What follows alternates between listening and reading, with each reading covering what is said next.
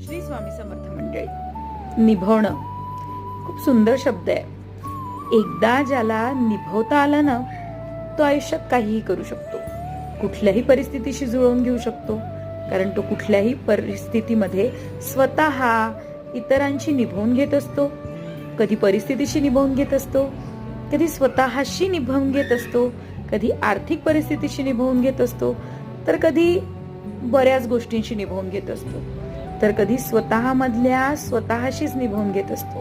त्यामुळे हे निभवणं खूप उत्तम कला आहे.